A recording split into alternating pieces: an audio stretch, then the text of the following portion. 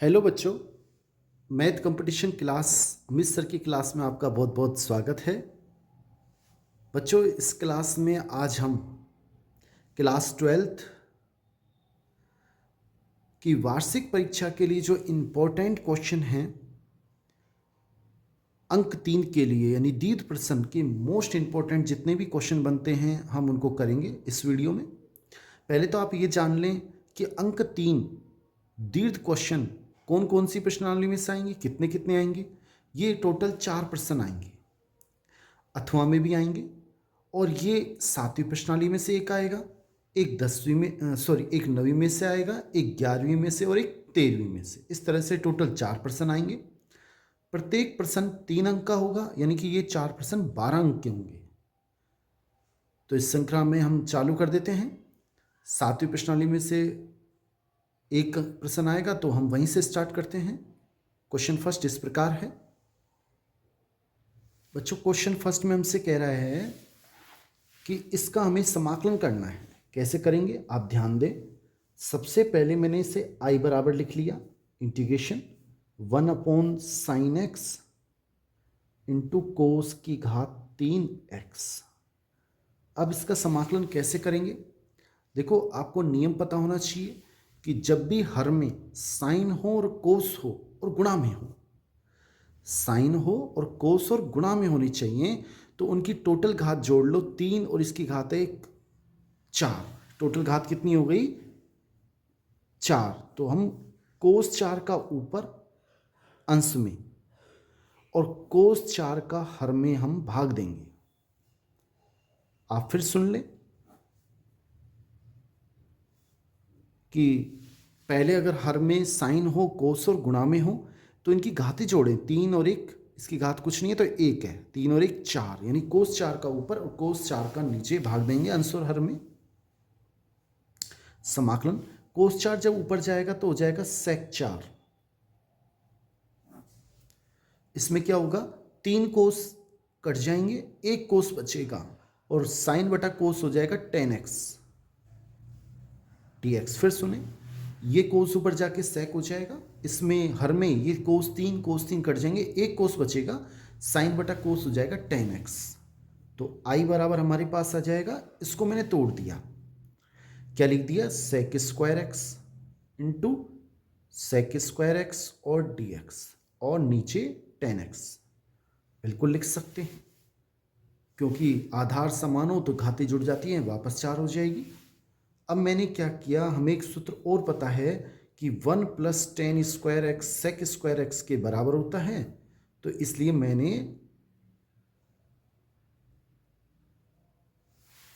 सेक square x के स्थान पे लिख दिया 1 + tan स्क्वायर एक्स। क्यों लिख दिया? क्योंकि 1 + tan square x sec square x ही होता है। अब इस क्वेश्चन को हम कैसे हल करेंगे आगे? tan x को t मानेंगे। क्यों मानेंगे tan x को t? क्योंकि tan x का अवकलन सेक स्क्वायर एक्स dx यहां पर है। देखते हैं बच्चों, यहां तक अपन ने कर लिया। अब मैं इसे मान लेता हूं माना, tan x को मैंने t मान लिया। क्यों माना? क्योंकि tan x का अवकलन होता है सेक स्क्वायर एक्स, x का dx और t का dt। तो i किसके बराबर हो जाएगा? 1 + tan x के स्थान पे t, तो ये t square upon tan x के स्थान पे t इंटू ये पूरा हो गया dt। तो i बराबर मैंने अलग अलग भाग दिया। एक में भाग देंगे तो 1/t हो जाएगा, और t स्क्वायर में भाग देंगे t का तो t²/t dt। थोड़ा इसको सरल बना लेते हैं, हल कर लेते हैं। 1/t प्लस 1t से t बचेगा dt। 1/t का समाकलन होता है, याद रखना पड़ेगा, log t, और t का समाकलन हो जाएगा t²/2 प्लस कॉन्स्टेंट c। अच्छा, हम हमेशा जोड़ते हैं। t का हम मान रख देते हैं। log t का मान हमने क्या माना था? ये रहा 10x। तो जहाँ पर t है उसके स्थान पे हम 10x लिख देंगे। यहाँ हो जाएगा tan² upon 2 plus constant c, और यही हमारा आंसर है। नेक्स्ट क्वेश्चन देखते हैं बच्चों। ये नेक्स्ट दूसरा इंपॉर्टेंट क्वेश्चन अंक 3 के लिए सबसे पहले हमें इसका समाकलन ज्ञात करना है। हम इसे लिख देते हैं cos 2x minus cos 2 alpha, cos x minus cos alpha और dx। देखो, या तो इसे हम 2x में बदलें या ऊपर वाले को x में बदलें। एक जैसा होना चाहिए। हम ऊपर वाले को x में बदल लेते हैं। कैसे बदलेंगे देख लें आप एक बार। देखो, एक सूत्र होता है 1 प्लस कोस 2x, क्या होता है 2 कोस स्क्वायर x। तो यहां से कोस 2x का मान क्या हो जाएगा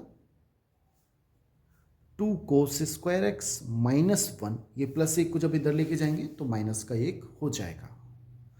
अब मैंने क्या किया, ऐसे ही अगर हम कोस 2 अल्फा का मान बताएं तो 2 अल्फा का मान भी क्या हो जाएगा 2 कोस स्क्वायर अल्फा।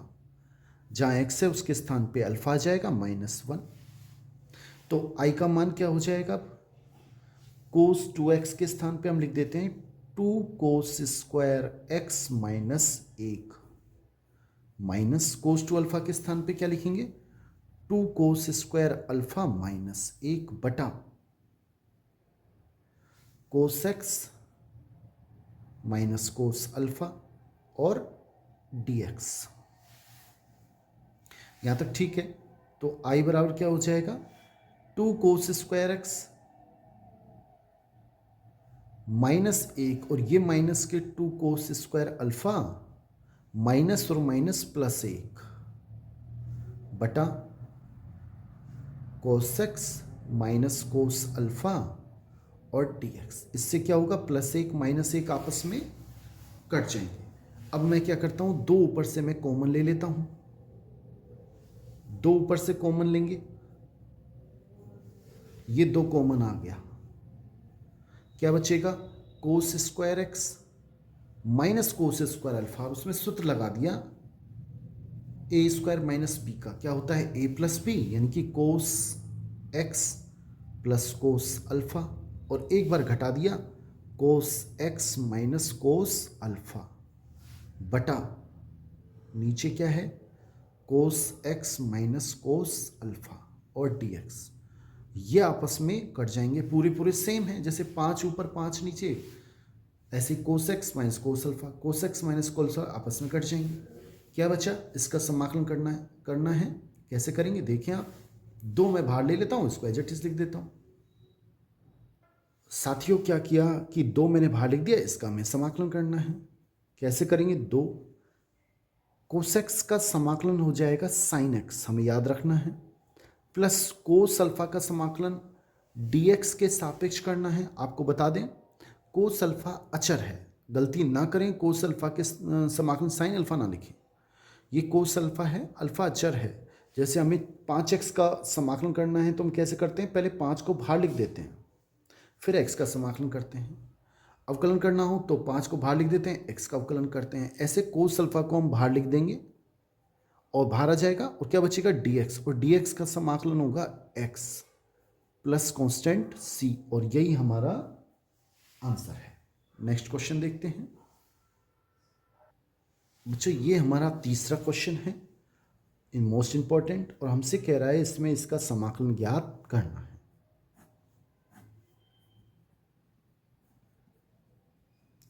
कैसे करेंगे, देखो सबसे पहले मैंने इसको गुणा कर लिया, सरल बना लिया। अगर इसको सरल बनाएं तो क्या आएगा, x को x से गुणा करेंगे एक्स स्क्वायर, x को जब -2 से करेंगे -2x, -1 को जब x से करेंगे माइनस का x, और -1 को -2 से करेंगे तो प्लस के 2 बचेंगे।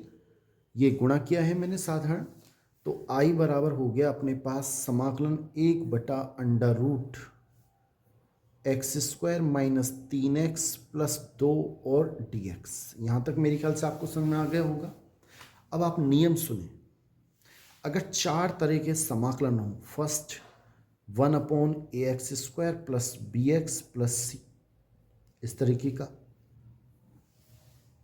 या समाकलन ऐसा हो 1/√ax² plus bx plus c, या समाकलन हमें इस तरह से हो √ax² plus bx plus c। अगर ये 3 टाइप के समाकलन हमें करने पड़े अगर इस टाइप के समाकलन हैं तो इनका एक ही तरीका है। 3 तरीके के सवाल हैं, 1/ax² plus B x plus C, या 1/√ax² plus B x plus C, या ऊपर। तो आप सबसे पहले एक ही तरीका है, x² का गुणांक 1 बनाएं। कैसे बनाएं? जो भी x² के साथ गुणा में हो उसे हम कॉमन ले लेंगे। अगर x² के साथ 5 गुणा में है तो 5 कॉमन ले लो। इसमें अच्छी बात यह है इस क्वेश्चन में कि x² का गुणांक पहले से 1 बना पड़ा है, और भी अच्छा है। अब इसे हम कैसे हल करेंगे? अगर x² गुणांक 1 नहीं है तो सबसे पहले उसे कॉमन लेना है, फिर आगे करना है। अब इसमें पहले से ही x² का गुणांक 1 है, तो आगे हम कैसे करेंगे देखते हैं। बच्चों अब इसे कैसे हल करेंगे आगे आप देख लें। देखो सबसे पहले आप x² का एक गुणांक बनाना है, बना पड़ा है, अच्छी बात है। उसके बाद हम इसे क्या करेंगे, पूर्ण वर्ग बनाएंगे। वो कैसे बनाएंगे? सबसे पहले आप x लिख दें। अब जो x के साथ है उसे लिख दें। x के साथ क्या है? -3, और आधा करके लिखें तो -3/2 और उसका वर्ग लिख दें, और हाथों हाथ घटा दें। देर करोगे तो भूल जाओगे। जो इसका वर्ग है उसको घटा दें। 3 का वर्ग 9 और 2 का वर्ग 4 और +2 और dx। एक बार फिर सुने। सबसे पहले इसे पूर्ण वर्ग कैसे बनाएंगे? पहले x लिखें। जो x के साथ है -3 उसका आधा लिख दें, -3/2 उसका वर्ग लिख दें, और तुरंत घटा दें इसका वर्ग। 3 का वर्ग 9, 2 का वर्ग 4 और +2। तो i बराबर क्या आ जाएगा? 1/√x -3/2 का होल स्क्वायर। और इसको जब हल करेंगे तो -9/4 +2 लघुत्तम लेंगे, इसमें 4 तो -9 +8 ये इधर गुणा होंगे, तो -1/4 आएगा, और उसको मैंने 1/2 का होल स्क्वायर लिख सकता हूँ। फिर सुन लें, -9/4 +2, 4 लघुत्तम लिया, -9 ये इधर गुणा होंगे तो +8, -9 +8 -1/4, माइनस मैंने बाहर लिख दिया, 1/2 का वर्ग। आप देख लें इसको खोलोगे तो -1/4 ही आएगा।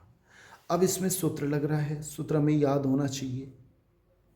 समाकलन 1/x² - a² का सूत्र क्या होता है? लॉग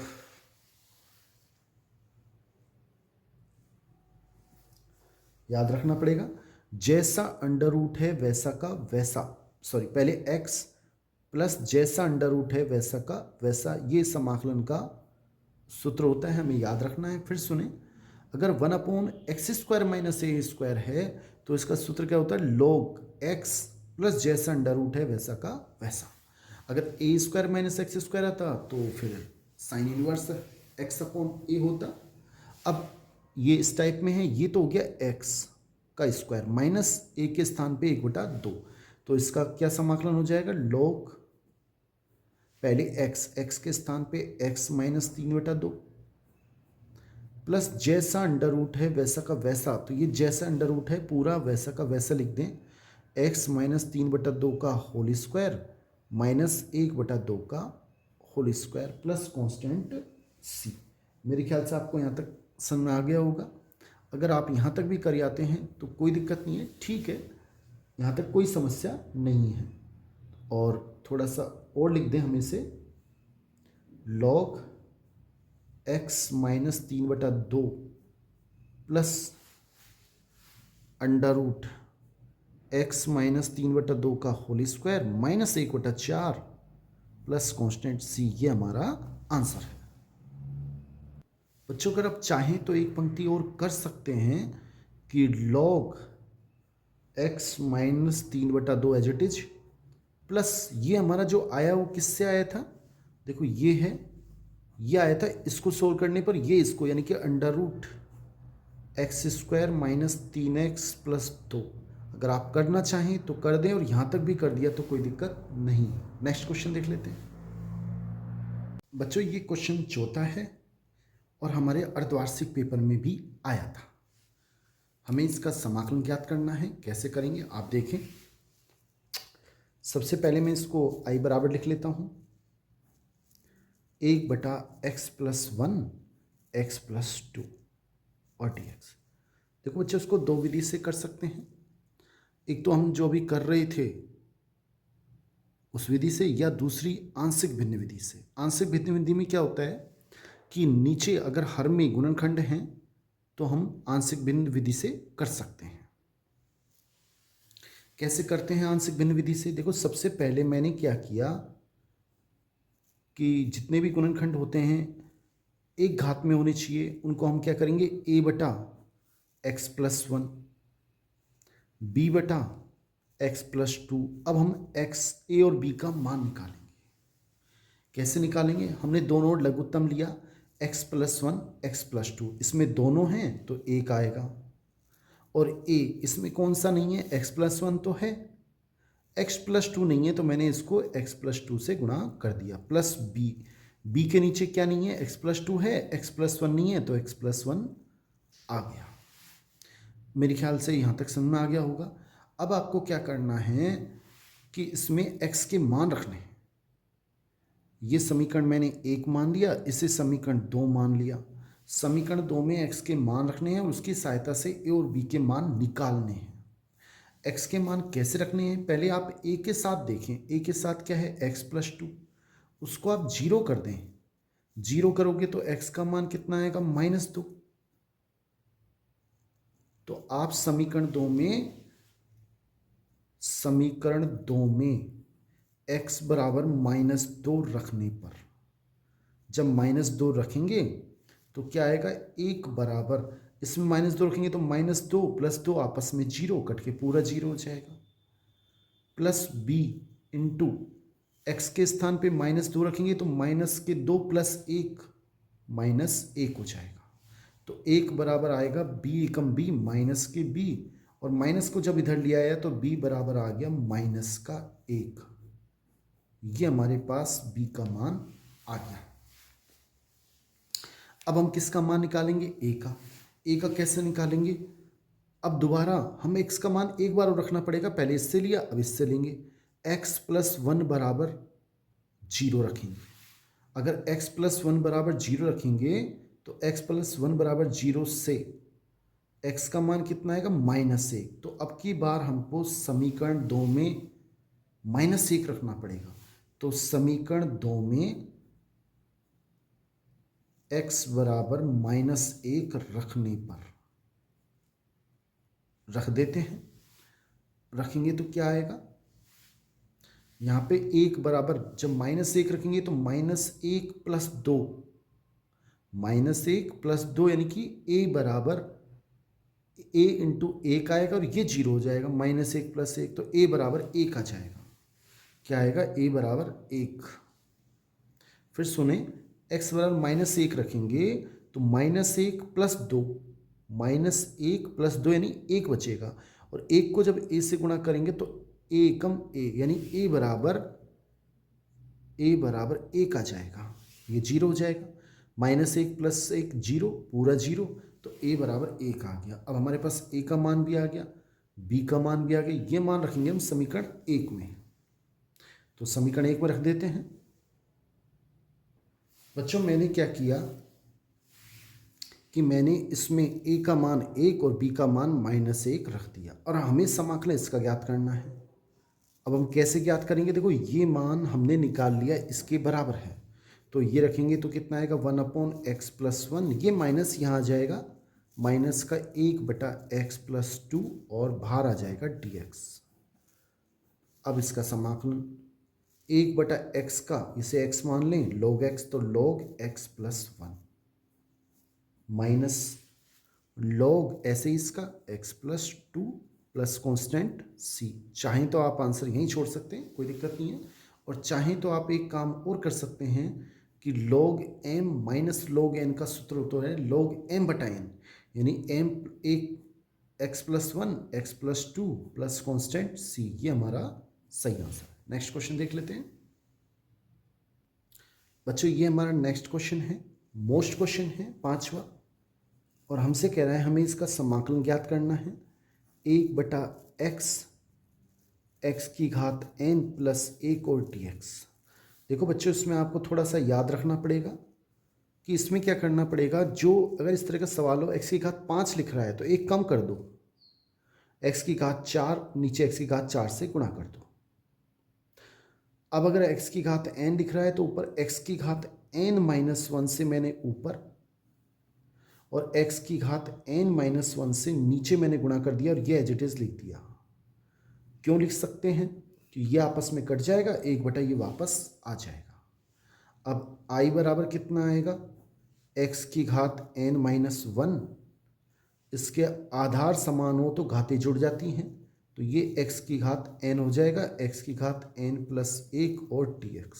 फिर सुने, आधार समान हो तो घातें जुड़ती हैं, n-1 + 1 ये आपस में कट गया, x की घात n मैंने मान लिया। अब हम कैसे करेंगे कि माना x की घात n को मैंने t मान लिया। क्यों माना, क्योंकि उसका अवकलन ऊपर है। अब इसका अवकलन करेंगे तो n x की घात n-1 dx = t का dt। अब इसका मान आ जाएगा x की घात n-1 dx का मान dt/n। क्या आ गया, dt/n। तो i का मान कितना हो जाएगा, अभी देख लेते हैं बच्चों। मैं यहीं पे इसमें रख देता हूँ, कितना आएगा देखो, x की घात n-1 dx ये तो हो जाएगा dt/n, और क्या आएगा 1/, ये हो जाएगा x की घात n t, और x की घात n+1 या t+1 या गया। अब इसमें क्या करेंगे, n बाहर ले लेंगे, या एज इट इज इसका समाकलन हम कर देंगे। बच्चों अब हमने n को बाहर ले लिया और ये बचा अंदर। अब इसको कौन सी विधि से करेंगे, आंशिक भिन्न विधि से कर लेंगे। 1/t × t+1, इसको मैं ऐसे लिख सकता हूँ, इकाई रैखिक गुणनखंड है, a/t और b/t+1। अब हम a और b का मान निकालेंगे, समीकरण एक मान लेते हैं इसे। तो यहाँ पर दोनों हैं तो 1 आएगा, a यहाँ पे क्या नहीं है, t+1, t तो है, t+1 नहीं है। अब b, इसमें t+1 तो है, नीचे t नहीं है, ये समीकरण 2 आ गई। अब एक बार तो हम t का मान रखेंगे जो a के साथ है, t+1 = 0 से t का मान आएगा -1, इसमें रख देते हैं -1, तो कितना आएगा, 1 बराबर ये -1 जब रखेंगे तो ये 0 हो जाएगा कट के, तो b × -1 यानी कि माइनस का b, तो यहाँ से b का मान आ जाएगा -1। मेरे ख्याल से आपको समझ में आ गया होगा, माइनस इधर चला जाएगा। अब हम क्या करेंगे, दोबारा रखेंगे a का मान निकालने के लिए, जो इसमें अब a के साथ था उसको हमने 0 कर दिया, b के साथ है t को 0 कर देते हैं, t = 0, इससे इसमें t का मान आ गया। समीकरण 2 में रख देते हैं, समीकरण 2 में रखने पर अगर रख दें तो कितना आएगा, समीकरण 2 में 1 बराबर t के स्थान पर 0 रख दें तो 0 + 1 यानी कि 1 को a से गुणा करेंगे तो a आएगा और ये 0 हो जाएगा, तो a बराबर आ गया 1। यहाँ तक मेरे ख्याल समझ में आ गया। तो इसमें 1/t t+1 इसका मान कितना हो गया, a के स्थान पे तो रख दिया 1/t और b के स्थान पे रख दिया -1, तो माइनस का हो जाएगा 1/t+1।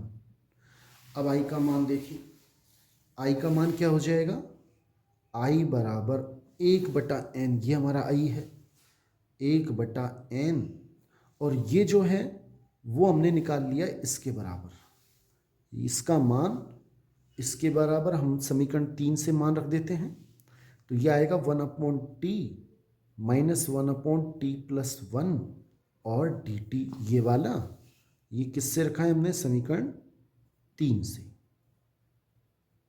यहाँ तक समझ में आ गया। अब इसका समाकलन कर देते हैं, i बराबर कितना आएगा, 1/n log t 1/t का, और इसका log t+1 plus constant c, जहाँ पर t है उसके स्थान पे हम x की घात n रख देते हैं, अपना आंसर आ जाएगा। देख लेते हैं साथियों, बच्चों मैंने क्या किया, जहाँ टी था उसके स्थान पे एक्स की घात n लिख दिया, ये अपना आंसर आ गया। अगर चाहो तो थोड़ा सा एक पंक्ति और लिख दें इससे में, log m minus log n क्या हो जाएगा, log m बटा n,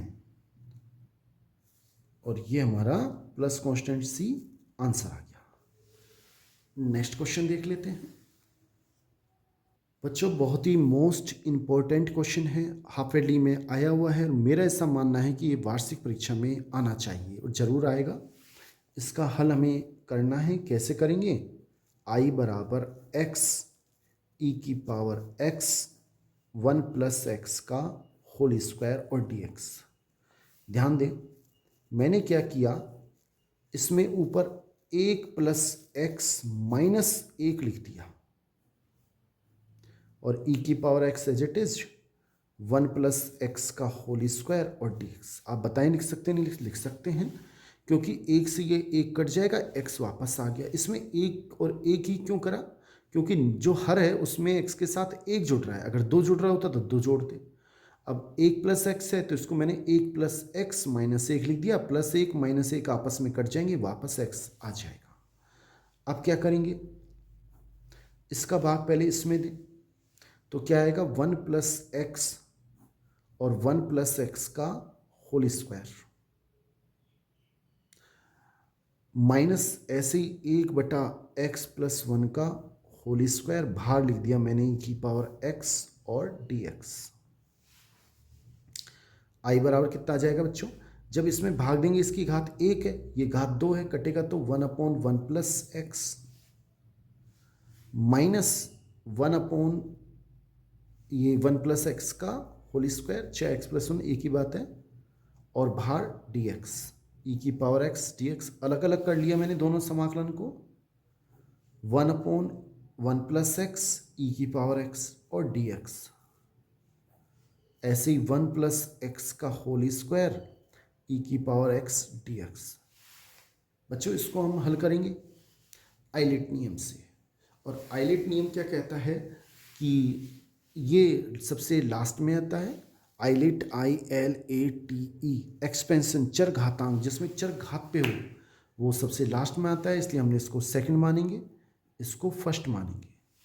और हल कैसे किया जाता है, सूत्र है, फर्स्ट को छोड़ दो, सेकंड का समाकलन, फिर समाकलन, फर्स्ट का अवकलन, सेकंड का समाकलन, पूरे का समाकलन।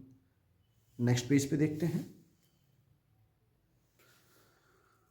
बच्चों, यहाँ तक हम पहुँच चुके हैं, पिछले पन्ने पे यहाँ तक हल कर लिया मैंने। 1 प्लस एक्स के स्थान पे x प्लस 1 लिख दिया, बात एक ही है, 2 प्लस 3 या 3 प्लस 2 5 ही आएगा। अब इसको हम हल करते हैं, ये हमने फर्स्ट मान लिया और इसको सेकंड मान लिया। सूत्र क्या होता है फिर सुने, फर्स्ट को छोड़ दो, 1 अपॉन एक्स प्लस 1 को छोड़ दो, सेकंड का समाकलन e की पावर x का समाकलन e की पावर x ही आएगा, माइनस समाकलन का चिन्ह फर्स्ट का अवकलन, यानी इसका अवकलन, इसे x माने तो 1 अपॉन एक्स का अवकलन होता है, हमें आना चाहिए माइनस 1 अपॉन एक्स स्क्वायर, तो यह आ जाएगा माइनस 1 अपॉन एक्स स्क्वायर, यानी x प्लस 1 का होल स्क्वायर इंटू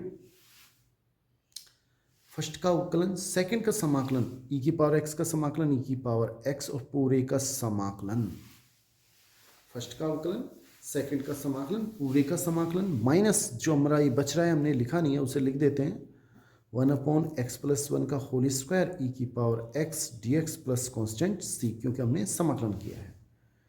i बराबर x प्लस 1 ई की पावर x माइनस बाहर आ जाएगा, तो ये प्लस का हो जाएगा 1 अपॉन एक्स प्लस 1 का होल स्क्वायर ई की पावर x dx, और ये एज इट इज माइनस का 1 अपॉन समाकलन x प्लस 1 का होल स्क्वायर ई की power x dx plus constant c। आप ध्यान से देखें, ये प्लस का है और ये माइनस का बिल्कुल एक जैसे हैं, एक जैसे हैं तो कट जाएंगे, एक प्लस का एक माइनस का, तो i बराबर कितना आएगा हमारे पास 1 अपॉन एक्स प्लस 1 ई की power x plus constant c, और यही हमारा आंसर है। नेक्स्ट क्वेश्चन लिख देखते हैं बच्चों। नेक्स्ट क्वेश्चन, सातवां क्वेश्चन इस प्रकार है, i बराबर, इसका हमें समाकलन करना है,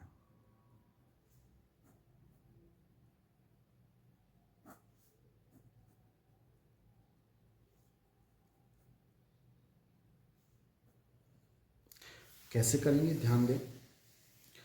देखो सबसे पहले हमें सूत्र पता होना चाहिए। निश्चित समाकलन का क्वेश्चन है कि अगर लिमिट a से b F x d x है तो नियम है, हम इसे ऐसे लिख सकते हैं कि a से b F A plus B दोनों लिमिट को जोड़ लो और उसमें से चर x को घटा दो। तो उस सूत्र की सहायता से मैं इसे क्या लिख सकता हूँ, इसको मैंने समीकरण 1 मान लिया। अंडर रूट साइन, जहाँ x है उसके स्थान पे क्या लिखेंगे, दोनों लिमिट को जोड़ो, 0 प्लस पाई बाई टू हो जाएगा, x को घटा दो तो पाई/2 माइनस एक्स। ऐसे ही नीचे भी होगा पाई/2 माइनस एक्स, जहाँ जहाँ x आएगा उस जगह हमें पाई/2 माइनस एक्स लिखना पड़ेगा। कोस पाई/2 माइनस एक्स और dx। अब हम जानते हैं 10वीं क्लास में पढ़ा हुआ है, साइन 90 माइनस एक्स होता है कोस एक्स, तो ऊपर हो जाएगा कोस एक्स, नीचे हो जाएगा cos x plus sine x. ये समीकरण 2 आ गई।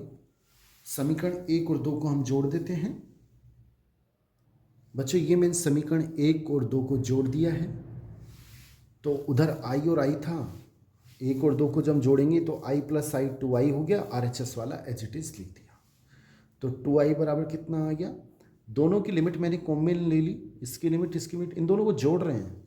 जोड़ें तो आप हर में देखें समान है, sine x plus cos x under root cos x. तो जब जुड़ेगा तो ऊपर आएगा अंडर रूट साइन एक्स और इसका आएगा अंडर रूट कोस एक्स। आप एक बार फिर सुन लें, लघुत्तम समान है एज इट इज लिख दिया, under root sine x plus under root cos x, ये आपस में कट जाएंगे। तो 2i बराबर कितना आएगा, 0 से पाई/2, 1 बचेगा। और 1 का समाकलन क्या होता है, x होता है और लिमिट 0 से पाई/2। तो 2i बराबर कितना आ जाएगा, पहले पाई/2 रख दें फिर -0 रखें, ये पाई/2 आ जाएगा। तो i बराबर कितना आएगा, 2 का भाग लगा दें, पाई/4 हमारा सही आंसर है और यही हमारा आंसर है। नेक्स्ट क्वेश्चन देख लेते हैं। बच्चों ये हमारा 8वां प्रश्न है और ये 9वीं प्रश्नावली से क्वेश्चन है। क्वेश्चन इस प्रकार है कि अवकल समीकरण इतने को हल करना है। कैसे हल करेंगे, देखो सबसे पहले आप किसी अवकल समीकरण को हल करो तो सबसे पहला प्रयास आपका होना चाहिए चर पृथक्करण विधि। चर पृथक्करण विधि से आप क्वेश्चन को हल करने का प्रयास करें, नहीं हो तो फिर अगले स्टेप पे हम चलेंगे। अब चर पृथक्करण विधि क्या होती है कि एक तरफ x कर दें एक तरफ y कर दें, प्रयास करते हैं, नहीं कर पाएंगे तो फिर अगला स्टेप देखेंगे।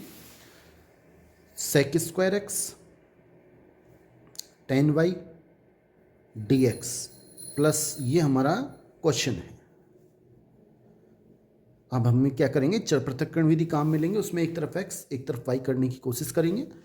इस प्लस को मैं इधर ले गया तो sec square x tan y और डी एक्स बराबर क्या हो जाएगा, minus sec square y tan x और डी वाई। अब एक तरफ x एक तरफ y, तो सेक स्क्वायर एक्स और डी एक्स, यहां पर जो टेन एक्स है उसको नीचे लगा देंगे, माइनस सेक स्क्वायर वाई और डी वाई, लेकिन जहाँ यहाँ टेन वाई है उसको इसके नीचे ले आएंगे। अगर आपको डाउट है कि हमने सही किया है या गलत तो आप चेक कर लें, बच्चे गुणा करके देखें वही आ रहा है कि नहीं आ रहा है। इसको इससे गुणा करेंगे तो sec square x tan y d x, और इसको इससे करेंगे तो माइनस का sec square y tan x और डी वाई, बिल्कुल ठीक है। अब एक तरफ एक्स और एक तरफ वाई हो चुके हैं। अगर ऐसा हो जाता है तो हम अब दोनों ओर समाकलन करेंगे, दोनों ओर समाकलन करने पर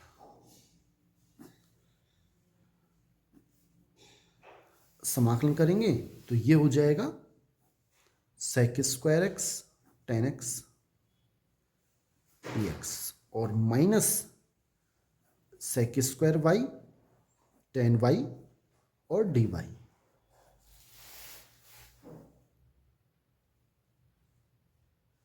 बच्चों अब ये समाकलन कैसे होगा, एक सूत्र होता है, हम उस सूत्र को काम में लेंगे कि अगर ऊपर एफ डैश एक्स है और नीचे एफ एक्स है तो इसका समाकलन क्या होता है, log fx plus constant c। मतलब अगर कोई फलाना fx नीचे है और उसका अवकलन ऊपर है तो आप डायरेक्ट भी लिख सकते हैं। होता कैसे, इसको t मान लें, tan x को t मानेंगे तो फिर वो इस तरह से आएगा। बाकी आप सीधा भी लिख सकते हैं। तो इसका समाकलन क्या हो जाएगा, ये fx हो गया, ये इसका अवकलन ऊपर है तो इसका log fx यानी log नीचे वाला log tan x बराबर माइनस ऐसे आएगा log tan y, और प्लस कांस्टेंट c के स्थान पे आप log c जोड़ दें। c भी जोड़ दोगे तो भी ठीक है, लेकिन ऐसा क्यों किया है कि अगर log log तो आप log c जोड़ लें। इसको इधर लेके आएंगे, प्लस का हो जाएगा log tan x plus log tan y is equal to log c बचेगा। अब इसमें सूत्र लग रहा है log m plus log n। कौन सा सूत्र लग रहा है, log m इंटू n, यानी log tan x into tan y is equal to log c। तो ये आ जाएगा बच्चों। अब log log हटा दो तो tan x tan y is equal to c, ये हमारा आंसर है। अच्छा क्वेश्चन है। नेक्स्ट क्वेश्चन देखेंगे बच्चों, ये हमारा 9वां क्वेश्चन है। अच्छा क्वेश्चन है। अवकल समीकरण इतने को हल करना है। मैंने भी आपको बताया सबसे पहला प्रयास एक तरफ x एक तरफ y करने का प्रयास करें, चर पृथक्करण यदि काम मिले। कैसे करेंगे, कोस को इधर लेके जाएं तो dy बाई dx का मान क्या आ जाएगा, कोस इनवर्स a। अब dy बराबर क्या हो जाएगा, cos inverse a into dx। इस dx को मैं इधर लिया है। अब एक तरफ y है एक तरफ x है, इधर x नहीं है इधर y नहीं है, दोनों ओर समाकलन करने पर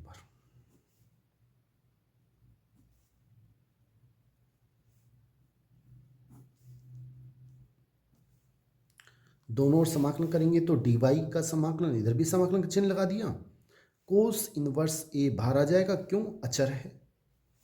जैसे 2x का समाकलन करते हैं 2 बाहर आ जाता है। dy का समाकलन y, dx का x cos inverse a plus constant c, समीकरण नंबर 1। बच्चों ये हमारा आंसर होता, लेकिन हमें इस पर कुछ और भी दे रखा है। दिया है y बराबर 2 यदि x बराबर 0। इससे हम c का मान निकालेंगे और समीकरण 1 में रख देंगे। रखते हैं, y का मान 2 रखेंगे तो यहाँ 2 लिख दिया, और x के स्थान पे जब 0 लिखेंगे, 0 को इससे गुणा करेंगे पूरा 0 हो जाएगा प्लस c, यहाँ की मतलब c बराबर 2 आ गया। और ये मान हम समीकरण 1 में रख देते हैं। समीकरण 1 से क्या आएगा, y बराबर x cos inverse a plus c के स्थान पे हमने 2 लिख दिया, और ये हमारा आंसर है। नेक्स्ट क्वेश्चन देखते हैं बच्चों, ये हमारा 10वां क्वेश्चन है और इस प्रकार है कि अवकल समीकरण इसको हल करना है। देखो आप बच्चों कितना ही प्रयास कर लो, इसमें एक तरफ x और एक तरफ y नहीं कर सकते, अलग अलग नहीं होंगे, क्योंकि हम जब इसको उधर लेके जाएंगे तो यह आएगा हमारे पास x² प्लस y² dx बराबर 2xy और dy। अब हम इस तरह x नहीं ले जा सकते, ये y² इधर नहीं ले जा सकते, इसलिए इसको हम एक तरफ x एक तरफ y नहीं कर सकते, चर पृथक्करण विधि काम में नहीं ले सकते। तो तुरंत दूसरी दिमाग में आनी चाहिए, समघात अवकल समीकरण का हल कैसे निकालते हैं। पहले तो आप चेक कर लें समघात अवकल समीकरण है या नहीं। बिल्कुल है, तो इसमें चर की घात समान होनी चाहिए। जैसे इस पद में x की घात 2 है, इसमें भी 2 है, और यहाँ पे भी x की घात 1 और 1 2 है, यानी कि ये समघात अवकल समीकरण है। और उसके लिए सबसे पहले आप dy बाई dx निकाल लें। वो कैसे निकालेंगे, जो dx के साथ है उसे ऊपर लिख दें और जो dy के साथ है उसे नीचे लिख दें। आप एक बार चेक भी कर सकते हैं, अगर इसको इससे गुणा करेंगे तो ये आ जाएगा, इसको इससे गुणा करेंगे ये आ जाएगा। अब समघात अवकल समीकरण को हल करने के लिए आप हमेशा जब dy बाई dx निकालेंगे तो मानेंगे कि y बराबर vx। ऐसा क्यों मानेंगे सर, जिससे हम इसे समघात अवकल समीकरण को हम चर पृथक्करण विधि में बदलेंगे, इस तरह से बदल जाएगा। आप देखें कि y बराबर वी एक्स मानेंगे, ये समीकरण 2 हो गया। Differential with respect to x of equation second, समीकरण 2 का x के सापेक्ष अवकलन करने पर तो y का हो जाएगा dy by d x. v को हमने छोड़ दिया, x का अवकलन एक, अब की बार x को छोड़ दिया, v का dv अपॉन dx। यहां से dy बाई डी एक्स बराबर अपने पास आ गया v एकम v plus x dv upon dx, और ये समीकरण आ गया 3। अब समीकरण देखो, ये स्टेप आपको बता दें, समघात अवकल समीकरण में कोई सा भी प्रश्न हो सब में आएगा सेम। अब समीकरण 2 व 3 से मान 1 में रख देते हैं। समीकरण 2 व 3 से मान 1 में रखने पर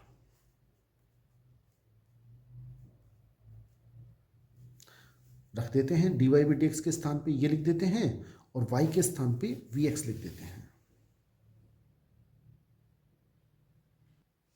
बच्चों जैसे ही मैंने समीकरण 2 और 3 से मान 1 में रखा, dy बाई डी एक्स के स्थान पे ये रख दिया, y के स्थान पे vx लिख दिया, तो हमें ये प्राप्त होगा। अब इसे हम हल कर लेते हैं। हल कैसे करेंगे? v plus x d v upon d x. इसमें एक्स स्क्वायर कॉमन आ रहा है, क्या बचेगा? 1 प्लस वी स्क्वायर, और नीचे बचेगा 2v। सर ये एक्स स्क्वायर कॉमन लिया, वो कहाँ गया? हम ये एक्स स्क्वायर से काट देंगे, एक्स स्क्वायर से जो कॉमन एक्स स्क्वायर कट जाएगा, क्या बचेगा? 1 प्लस वी स्क्वायर, नीचे 2v। अब हम ये चर बदल गया v और x में, ये अवकल समीकरण है x और v में। फिर दोबारा से वही प्रयास करेंगे चर पृथक्करण का, एक तरफ v एक तरफ x, तो x dv अपॉन dx का मान हो जाएगा 1 plus we square upon 2v, और ये जो प्लस का v है इधर जाएगा, माइनस का v हो जाएगा। इसको हल करेंगे, 2v लघुत्तम लेंगे, 1 प्लस वी स्क्वायर, ये इससे गुणा होगा तो माइनस 2v स्क्वायर, यानी कि ये बचेगा 1 minus v square upon 2v, x dv upon dx। अब हम क्या करेंगे? इसको उल्टा करेंगे। उल्टा मतलब ऊपर dx, ये नीचे, तो ऊपर तो dx लिख दिया, नीचे लिख दिया मैंने x dv। ऐसे ही इसको भी उल्टा कर दिया, 2v ऊपर 1 माइनस वी स्क्वायर नीचे। फिर समझें, इसको ऊपर इसको नीचे, अंश था उसको हर में लिख दिया, हर को अंश में लिख दिया। ऐसे क्यों किया? क्योंकि यहाँ हो गया dx अपॉन x और dv इधर चला गया, तो ये हो गया 2v upon 1 minus v square और dv। अब चर पृथक हो चुके हैं, एक तरफ v और एक तरफ x। हम दोनों ओर समाकलन भी कर लेते हैं, दोनों ओर समाकलन करने पर समाकलन करेंगे तो क्या आएगा बच्चों? ये मैंने दोनों ओर समाकलन कर दिया, और इसमें जो 1 माइनस वी स्क्वायर था उसमें से मैंने माइनस कॉमन लिया, बाहर लिख दिया, वी स्क्वायर माइनस 1 हो गया। ऐसे क्यों किया?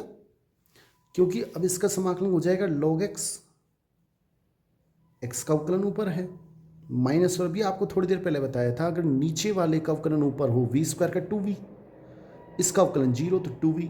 अगर नीचे वाले का अवकलन ऊपर हो तो log नीचे वाला, प्लस c के स्थान पे log c जोड़ लें, अब आ जाएगा log x, ये इधर लेके आएंगे तो प्लस का log v square minus 1 is equal to log c।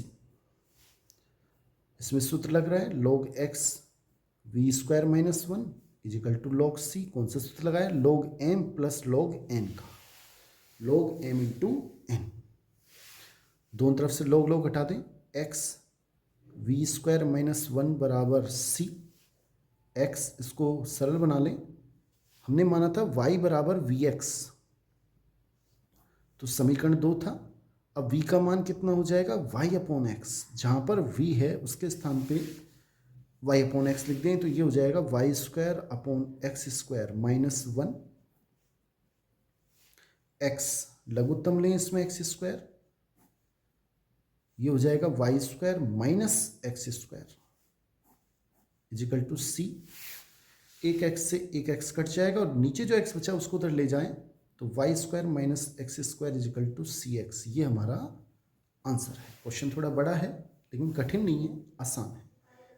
Next question देखें बच्चों, ये हमारा 11वां क्वेश्चन है कि अवकल समीकरण इसको हल करना है। कैसे करेंगे आप देख लें। सबसे पहले ध्यान दें, ये एक रैखिक अवकल समीकरण है। रैखिक अवकल समीकरण क्या है होती है dy by d x plus p y is equal to q. यहाँ p और q x के फलन होते हैं।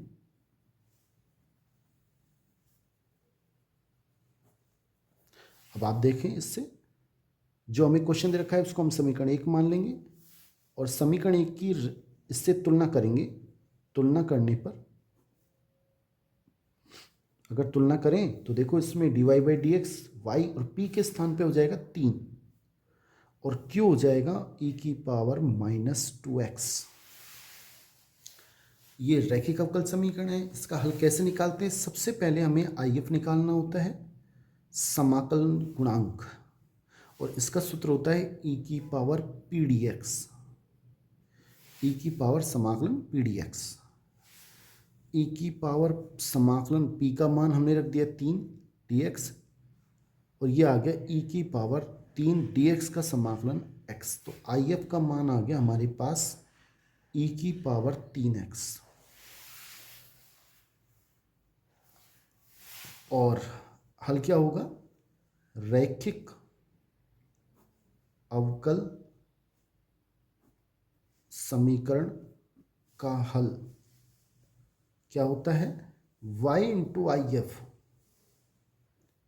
और I F into Q D x plus constant c। ये सूत्र होता है, आपको याद रखना है। तो y इंटू आई एफ का मान क्या हो जाएगा? e की पावर 3x, फिर e की पावर 3x इंटू क्यू का मान कितना है? e की power -2x plus constant c। अब ये एज इट इज, और यहाँ पे जब आधार समान हो तो घातें जुड़ जाती हैं। e की पावर x बचेगा। ये 3x में से 2x घटाएंगे, e की पावर x बचेगा। देखते हैं बच्चों, ये हमारे पास e की पावर x आ गया। अब समाकलन करेंगे तो y इंटू ई की power 3x is equal to e की पावर x का समाकलन होता है e की पावर x और प्लस कॉन्स्टेंट c। ये आंसर ठीक है। अगर चाहें तो आप e की पावर 3x का दोनों ओर भाग दे दें, नहीं दें तो कोई दिक्कत नहीं है। अगर e की पावर 3x का हम भाग दें तो e की पावर x बटा e की पावर 3x, e की पावर 3x। मैं आंसर लिख देता हूँ, यहाँ तक भी ठीक है। y बराबर इसको ऊपर लेके जाएंगे तो ये x में से जब 3x घटेंगे तो e की पावर -2x बचेंगे और ये बचेगा e की पावर -3x, और यही हमारा आंसर है। नेक्स्ट क्वेश्चन बच्चों, ये क्वेश्चन देखें, बहुत ही शानदार क्वेश्चन है, आ सकता है। x प्लस वाई और dy बाई डी एक्स बराबर 1 हमें दे रखा है।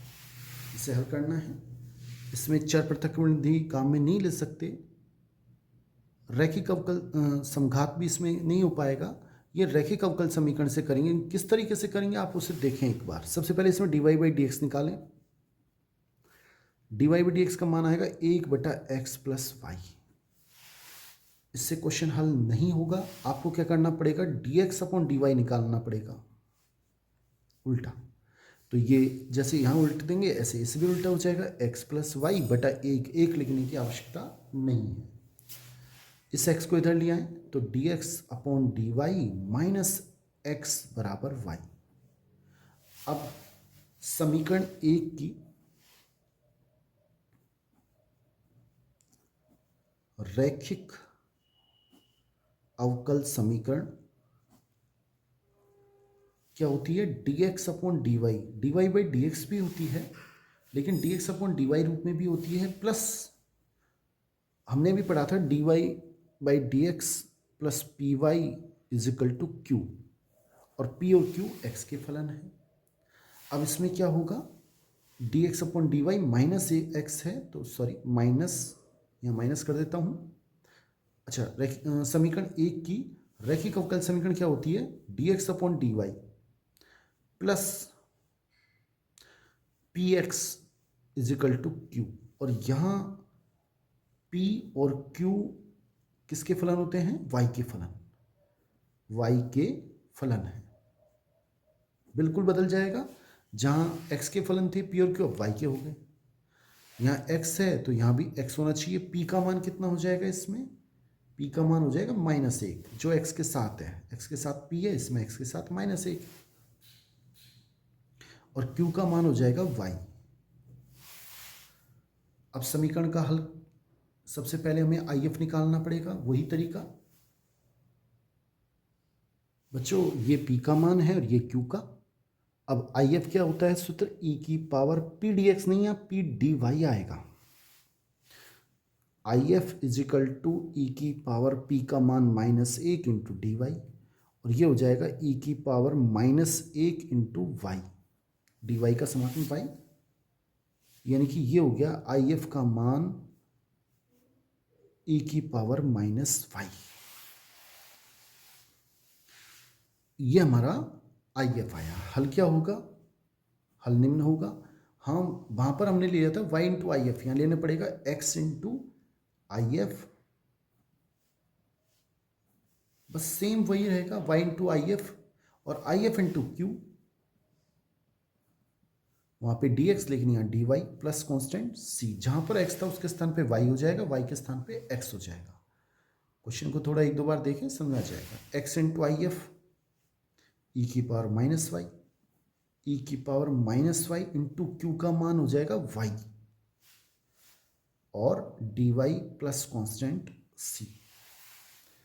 बच्चों अब इसे हमें फर्स्ट सेकंड मान के हल करना पड़ेगा। इसे फर्स्ट मानेंगे, इसे सेकंड। x e की पावर -y, फर्स्ट को छोड़ दो, सूत्र होता है सेकंड का समाकलन। इसका समाकलन क्या आएगा? e की पावर -y, और जो y के साथ है -1 उसका भाग देंगे तो माइनस आ गया जाएगा, माइनस समाकलन फर्स्ट का अवकलन 1, सेकंड का समाकलन e की पावर -y, एक माइनस और यहाँ प्लस हो जाएगा, प्लस कांस्टेंट c dy। तो x e की पावर -y e की पावर -y, इसका माइनस e की power -y plus constant c। पूरी समीकरण में आप e की पावर -y का भाग देंगे तो यहाँ x बचेगा, यहाँ -y बचेगा, यहाँ -1 बचेगा, और यहाँ c e की पावर y बचेगा। क्यों? जब e की पावर -y का भाग देंगे ये हट जाएगा, ये हट जाएगा, ये हट जाएगा, यहाँ भाग देंगे तो ऊपर जाके e की पावर y हो जाएगा। इन दोनों को इधर ले आए तो x प्लस वाई प्लस 1 बराबर c e की पावर y, और यही हमारा आंसर है। नेक्स्ट क्वेश्चन बच्चों, ये नेक्स्ट क्वेश्चन 13वां है। ये अवकल समीकरण है, इसे हल करना है। सबसे पहले चर पृथक्करण विधि की कोशिश करेंगे, बिल्कुल हो जाएगा इससे। इसको जब इधर लेके जाएंगे तो माइनस का हो जाएगा, और वर्गमूल भी मैंने अलग अलग कर दिया, 1 - y², 1 - x²। अब इसको हल करेंगे तो मैंने क्या किया, इसको इधर गुणा कर दिया, इसको इधर। इसको जब इधर गुणा करेंगे तो √1 - x² dy, और इधर आएगा -√1 - y² और dx dy। y वाला इसको नीचे ले आएंगे, √1 - y² माइनस dx बटा, इसको इसके नीचे लगा देंगे, √1 - x²। अगर एक बार बच गुणा करके देखें, इसको इससे गुणा करेंगे तो ये आ जाएगा, इसको इससे करेंगे तो ये आ जाएगा। अब चर पृथक हो चुके हैं, एक तरफ y एक तरफ x, दोनों ओर समाकलन करेंगे।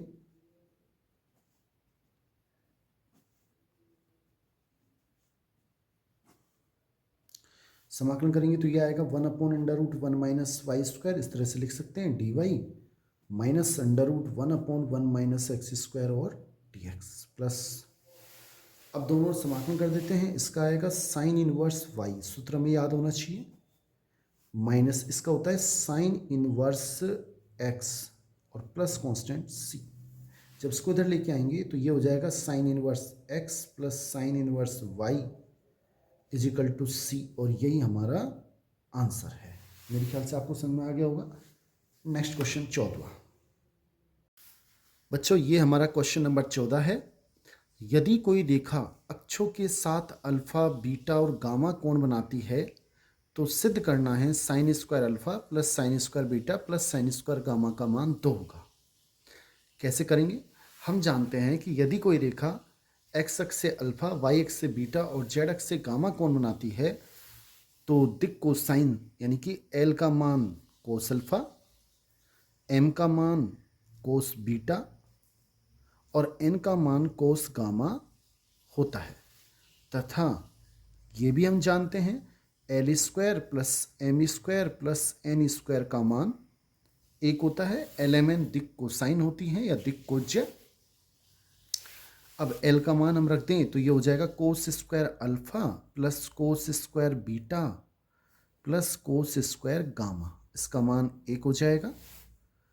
हम जानते हैं कोस स्क्वायर अल्फा का मान होता है 1 माइनस साइन स्क्वायर अल्फा। ऐसे इसका मान हो जाएगा 1 माइनस साइन स्क्वायर बीटा और इसका मान हो जाएगा 1 माइनस साइन स्क्वायर गामा बराबर 1।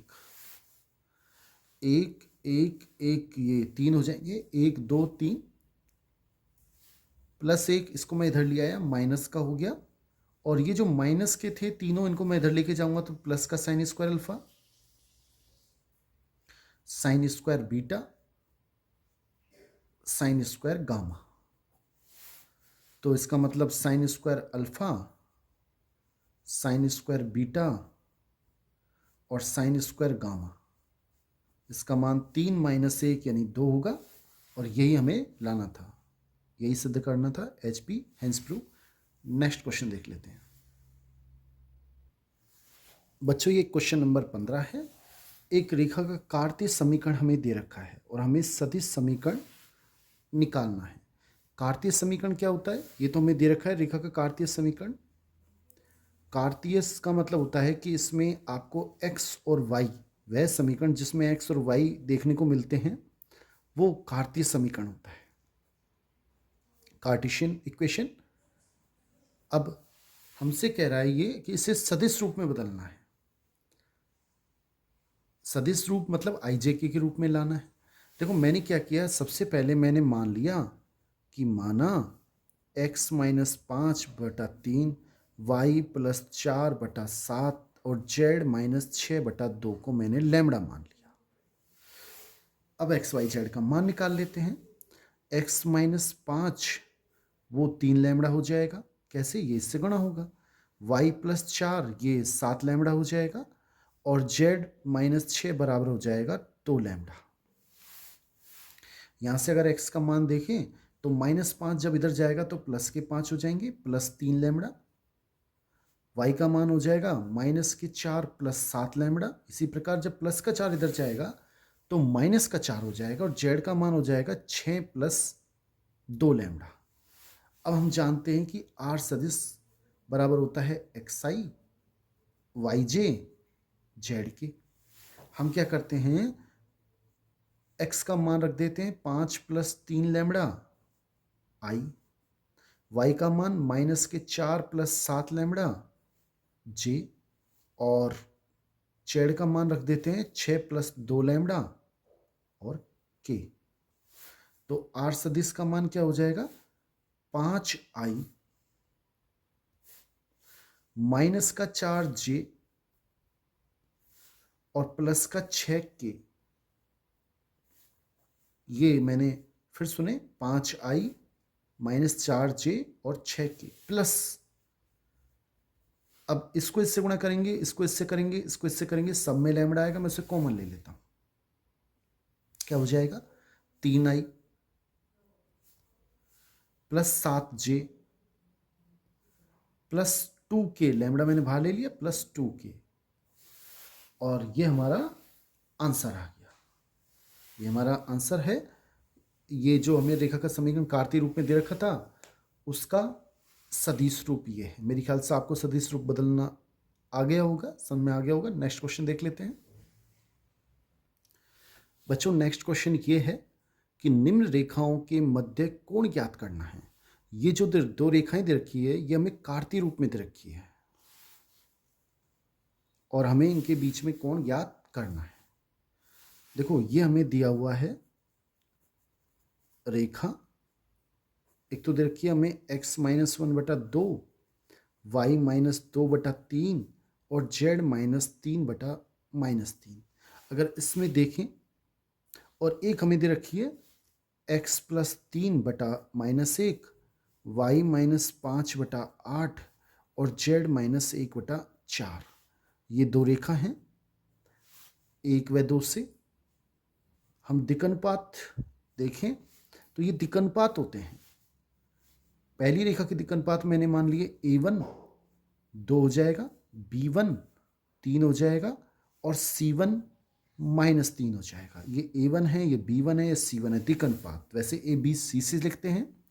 पहली रेखा के लिए मैंने 1 1 लगा दिया और दूसरी रेखा के हो जाएंगे -1, b2 हो जाएगा 8 और c2 हो जाएगा 4। दो रेखाओं के बीच अगर कार्तीय रूप में समीकरण हो दो रेखा, तो उनके बीच कोण निकालने का सूत्र होता है, हम जानते हैं,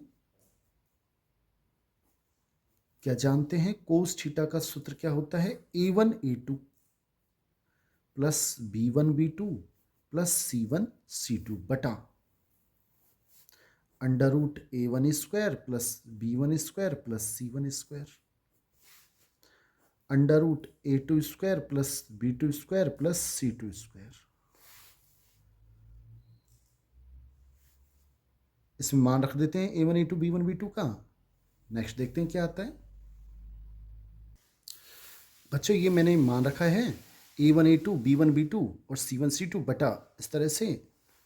तो कोस थीटा का मान क्या हो जाएगा? इसको हल करेंगे, 24 में से 12 गए तो 12 बचेंगे और 2 ये घटाएंगे तो 10 बचेंगे। तो ऊपर आ गए 10। नीचे की बात देखें तो 16 और 64 हो गए 80 और 80 और 1 81। 81 का वर्गमूल होता है 9 और √9 9 दूनी 18 और 4 22। तो थीटा का मान कितना आ गया? कोस इधर जाएगा, कोस इनवर्स 10/9 √22 और यही हमारा आंसर है। दो रेखाओं के बीच ये कोण आया। इसमें परेशान ना हो, a1 a2 को आप गुणा करोगे -2 आएंगे, b1 b2 गुणा करोगे 24 आएंगे, c1 c2 का मान -12 और ये हमने उनका वर्ग लिखा है। नेक्स्ट क्वेश्चन देख लेते हैं बच्चों। नेक्स्ट क्वेश्चन ये है कि ये हमें दो रेखा दे रखी हैं, सदिश रूप में दे रखी हैं, उनके बीच में कोण हमें ज्ञात करना है। कैसे करेंगे?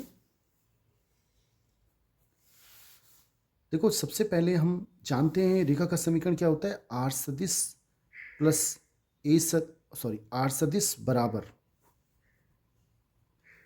ए सदिश प्लस लैम्डा बी सदिश।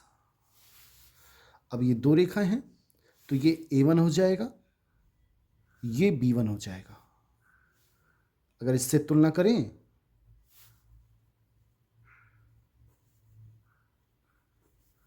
तो a1 सदिश क्या हो जाएगा? a1 सदिश हो जाएगा इसमें 2i - 5j प्लस के, और b सदिश क्या हो जाएगा? 3i + 2j + 6 के। ऐसे ही a2 सदिश 7i - 6 के, और म्यू के साथ जो है वो b2 सदिश हो जाएगा।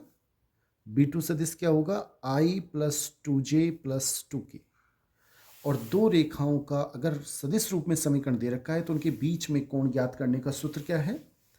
कोस थीटा बराबर मापांक b1.b2 बटा b1 का मापांक और b2 का मापांक।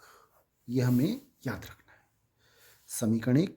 अब हम क्या करते हैं, b1.b2 निकाल लेते हैं, b1 का मापांक b2 का मापांक और इसमें रख देते हैं। तो b1 सबसे पहले b1.b2 की बात करें, और चाहे हम डायरेक्ट भी इसमें कर सकते हैं। अगर सीधा रखना चाहें सीधा निकाल लें। कोस थीटा बराबर कितना आएगा? b1 b2, यानी कि कैसे निकालते हैं, ये b1 है और ये b2 है। इनका मापांक इनका डॉट प्रोडक्ट क्या होगा? i के साथ 3, इसमें i का साथ 1, 3 एकम 3, इसमें j के साथ 2, इसमें j के साथ 2, 2 दूनी 4। इसमें के साथ 6, इसमें के साथ 2, 6 दूनी 12 बटा B1 का मापांक, ये B1 है, इसका मापांक 9 4 36, 9 4 36 और ऐसे ही इसमें 1 4 4 1 4 4। अब इसको हम हल करें तो कोस थीटा बराबर कितना आएगा, 3 और 4 7, 7 और 12 19। मापांक अगर माइनस का आ रहा हो तो वो प्लस का हो जाता। अब 19 आ गया, नीचे कितने आएंगे, ये हो गए 40 और 9 49, उसका वर्गमूल होता है 7 और ये हो गए 7 और 3 7 या 21। फिर समझ लें, ये 49 होगा, 49 का वर्गमूल 9 7 होता है, सॉरी, और ये 9 है, 9 का वर्गमूल 3 होता है, तो 3 7 21। तो यहाँ से थीटा का मान आ जाएगा, हमें थीटा निकालना है, इनके बीच का कोण, कोस इनवर्स 19/21 और ये हमारा आंसर है। नेक्स्ट क्वेश्चन देख लेते हैं बच्चों। नेक्स्ट क्वेश्चन इस प्रकार है, दो रेखा में दे रखी है। एक तो हमें दे रखा है x1 - 1 - 3 y - 2/2 और z -3/2। ये पहली रेखा दे रखी है, ये दिया है रेखा, ये तो फर्स्ट रेखा है। और दूसरी रेखा दे रखी है x - 1/3 y -1/1 और z -6/-5। अगर हम इसमें a1 b1 का मान देखें तो a1 का मान हो जाएगा -3, b1 का मान जो हो जाएगा 2k और c1 का मान हो जाएगा 2। a1 b1 c1 दिक्अनुपात, a2 का मान 3k, b2 का मान 1 हो जाएगा और c2 का मान -5, a2 b2 और c2। अब हमें ये भी दे रखा है कि ये दोनों रेखाएं परस्पर लंबवत हैं। दिया है रेखा 1 व 2 परस्पर लंब हैं, सॉरी परस्पर लंब हैं या लंबवत हैं। अतः अगर दो रेखाएं आपस में लंबवत हों तो उसका सूत्र आपको याद रखना है कि a1 a2 plus b1 b2 plus c1 c2 का मान 0 होता है। आप ध्यान रख लें। अब a1 a2 का मान कितना हो जाएगा, ये हमें दे रखा है लंबवत है तो इसका मान 0 होगा।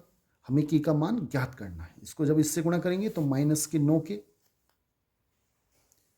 3 तिया 9 -9 के, इसको इससे गुणा करेंगे +2 और इसको इससे गुणा करेंगे -10 बराबर 0। इस 10 को इधर ले जाते हैं, ये बचेंगे -7 के, -9 के +2 के -7 के बराबर 10। तो के का मान माइनस को जब इधर लेके जाएंगे -7 तो -10/7 ये हमारा आंसर है। मैंने -7 का भाग दिया, माइनस ऊपर आ गया, 10/7 और यही हमारा आंसर है। नेक्स्ट क्वेश्चन देख लेते हैं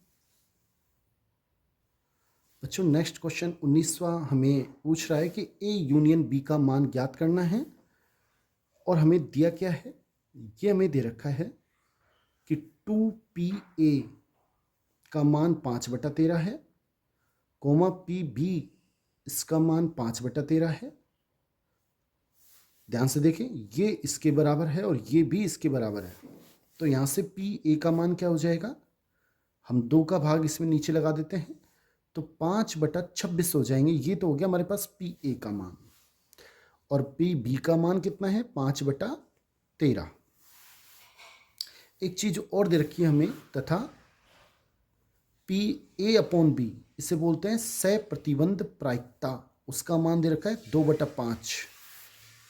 इसका मतलब क्या है कि B घटना घटित हो चुकी है और A घटना घटित होने की प्रायिकता हमें ज्ञात करनी है। सप्रतिबंध प्रायिकता, इसका सूत्र क्या होगा, P इन दोनों का इंटरसेक्शन, A इंटरसेक्शन B की प्रायिकता बटा PB बराबर 2/5। अगर P A इंटरसेक्शन B देखें तो इसका मान क्या हो जाएगा 2/5 इंटू PB मैंने क्या किया, पी बी को इधर गुणा कर दिया, तो कितना आएगा इसका मान 2/5 और पी बी का मान कितना है 5/13, और इसको जब इससे गुणा करेंगे तो यह आएगा 2/13 किसका मान, पी ए इंटरसेक्शन बी का मान। लेकिन हमें इसका मान नहीं निकालना, हमें निकालना है ए यूनियन बी का। हम सूत्र लगा देते हैं, ए यूनियन बी का मान भी आ जाएगा। बच्चों पी ए यूनियन बी का सूत्र क्या होता है, P A plus P B minus P A intersection B. ये हमने 11वीं क्लास में पढ़ रखा है, ध्यान रखें आप इस सूत्र को। तो इसका मान क्या आ जाएगा, ये हमें ज्ञात करना है। पी ए का मान हमने अभी निकाला था 5/26 आया था, और पी बी का मान आया था 5/13 minus P A intersection B अभी हमने निकाला 2/13 आया, लघुत्तम लेते हैं हम 26, ये 5 आएंगे, 13 का भाग इसमें देंगे 2 बार जाएगा, इसको गुणा करेंगे तो 5 दूना 10, ऐसे ही 2 दूना 4, 10 5 15 में से 4 गए तो 11/26, और यही हमारा आंसर है। हमसे यही निकलवा रहा था, पी ए यूनियन बी का मान ज्ञात करो। नेक्स्ट क्वेश्चन देख लेते हैं बच्चों। नेक्स्ट क्वेश्चन देखें 20वां। एक सिक्के को 3 बार उछाला गया, ठीक है।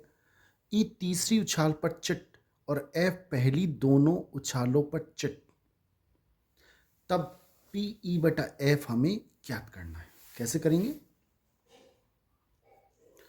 देखो एक सिक्के को 3 बार उछालें तो कुल स्थिति क्या होती है, पहले वे देख लें, या पहले पी, ये हमें ज्ञात करना है पी ई बटा एफ। इसका सूत्र देखें तो इसका सूत्र होता है पी ई इंटरसेक्शन एफ बटा पी एफ, समीकरण नंबर 1। अब हम क्या करेंगे, पी इंटरसेक्शन एफ की प्रायिकता ज्ञात करेंगे और एफ की प्रायिकता ज्ञात करेंगे और समीकरण 1 में रख देंगे।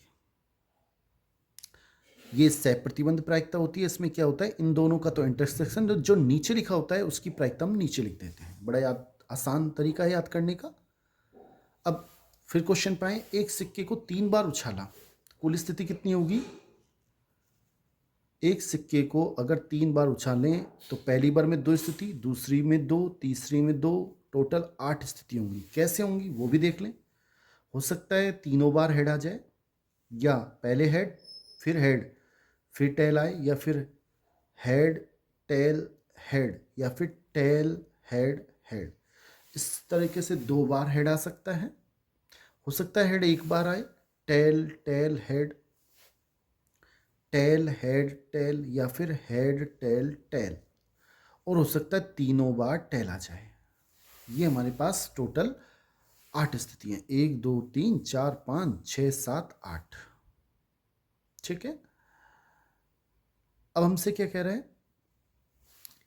ई घटना क्या है, तीसरी उछाल पर चिट। तीसरी उछाल पर चिट किस किस में है, एक तो ये स्थिति है, इसमें तीसरी उछाल पे चिट है, चिट मीन्स हेड, तो ये इसमें आ जाएगा।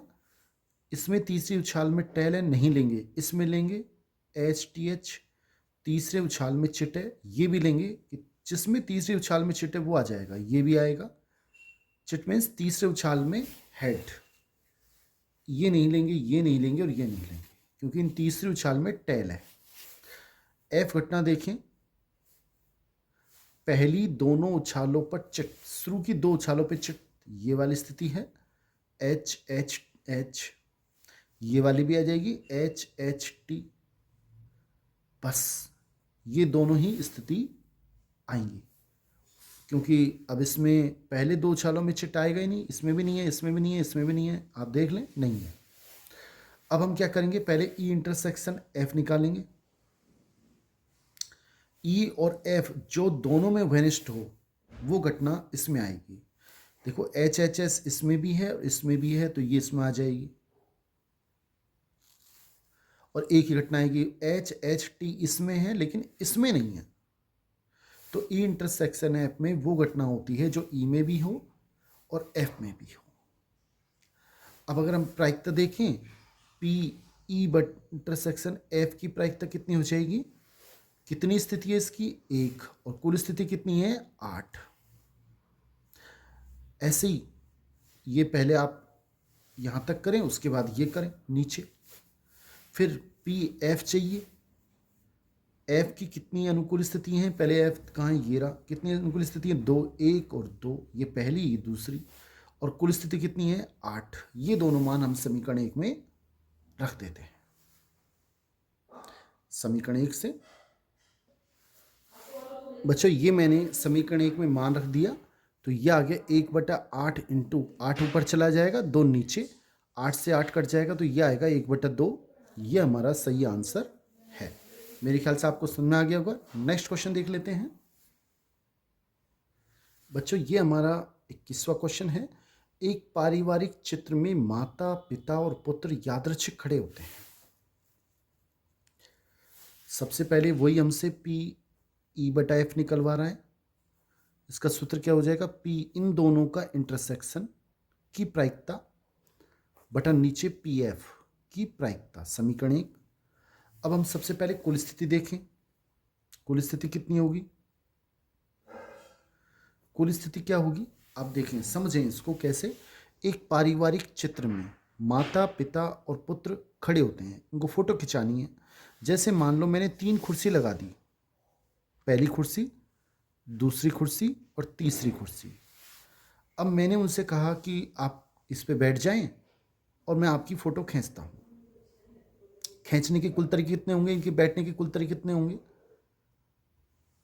सबसे पहले मैं आपको समझाने के लिए बता रहा हूँ कि अधिकतर होता है बच्चा सबसे पहले भागता है और वो सबसे पहले उसकी मर्जी होगी, वहाँ पे वो बैठेगा या खड़ा होगा उस कुर्सी पे, स्टेप पर। तो वो कुर्सी पे बैठेगा तो वो कितने तरीके से बैठ सकता है? 3 तरीके से। उसका मन करेगा तो इस कुर्सी पे, इस पे या इस पे, और जहाँ पे उसका मन करेगा वहाँ बैठ के फ़ोटो खिंचाएगा। तो उसके लिए 3 स्थिति है। उसके बाद लेडीज़ फर्स्ट, लेडीज़ का नंबर आता है, तो उसके लिए 2 कुर्सी बचेगी, एक पे बच्चा बैठ जाएगा, एक पे एक, 2 कोई सी। तो उसके लिए 2 स्थिति होंगी बैठने के लिए लेडीज़ के लिए, और जेंट्स के लिए तो लास्ट में एक बचेगी, उसके लिए 1 स्थिति होगी। तो कुल स्थिति कितनी हो जाएगी? 6। कैसे होगी आप वो भी समझ लें कि हो सकता है कि यहाँ कोने में फादर खड़ा हो, फिर मदर और फिर सन, ऐसे खड़े होकर फोटो खिंचवाएं। या ऐसा हो सकता है कि ये दोनों मदर, फादर और सन कोने में। या ऐसा हो सकता है कि सन अभी तो यहाँ पे खड़ा था, अब यहाँ आ जाए, यानी F, S और M। या फिर इन दोनों को चेंज कर दें, M, S, F। ये चौथी स्थिति की। 5वीं स्थिति क्या हो सकती है कि S आगे आगे आ जाए, S, F, M, S, M, F। ये टोटल हो गई हमारे पास 6 स्थिति। इस तरह से इस 6 के अलावा 7वीं कोई स्थिति नहीं है। अब ई घटना क्या है? पुत्र एक श्रेणी में खड़ा है। पुत्र एक श्रेणी में, देखो इसमें एक श्रेणी में खड़ा है, चाहे इधर चाहे इधर, इधर खड़ा है, तो F, M, S ये स्थिति इसमें आएगी। ये भी आ जाएगी, ये नहीं आएगी। क्यों? पुत्र एक सिरे में नहीं खड़ा, बीच में खड़ा है, इसमें भी नहीं आएगी। M का मतलब मदर, F का मतलब फादर, S का मतलब सन, ये वाली आ जाएगी क्योंकि सन एक कोने में खड़ा है। S, F, M। ये भी आ जाएगी S, M, F। ये टोटल 4 स्थिति हैं जब पुत्र एक सिरे में खड़ा है।